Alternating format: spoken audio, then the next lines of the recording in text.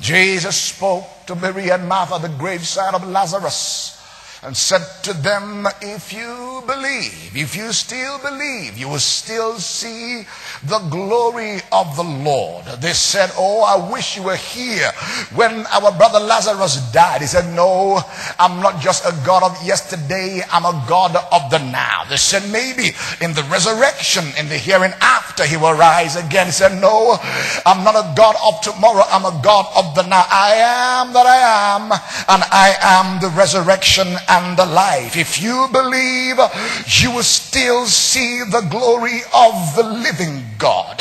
Our God is still in the business of doing the impossible in and through and by the lives of men and women in our day and in our generation. Saint of the living God, there is absolutely no situation that is too difficult for your God to bring about a divine turn around. Our God knows how to take setbacks and make comebacks out of them. Our God knows how to take reversals and bring about testimonies out of them. Our God knows how to take lemons and make lemonade out of them.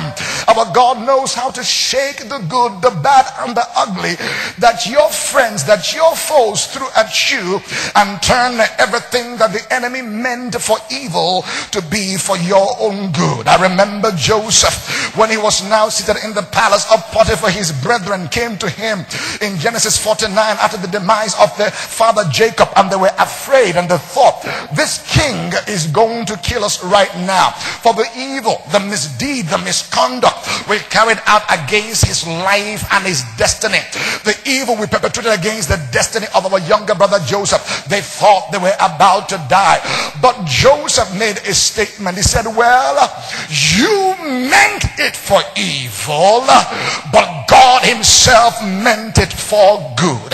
Saint of the living God, it simply means that every arrow, every javelin the devil has sought to throw against you in your years of living on Mother Earth, or maybe in the year 2010, God is speaking a word of much assurance over your life that whatever the enemy meant for evil, he is going to turn around for good.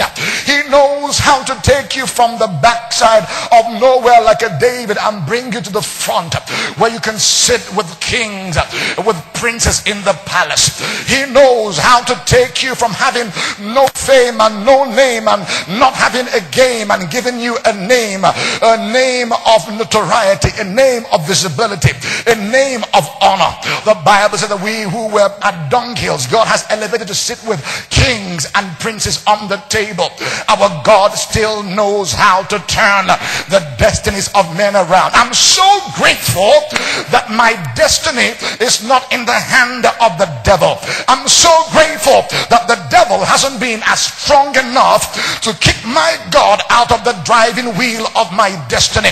I'm so glad that God is still holding strong and firm to the steering wheel of my destiny. Even sometimes I may not feel him, I may not trace him, but I know that he is still there. Saint of the living God, we were never called to feel God. We were never called to trace God. We were never called to touch God.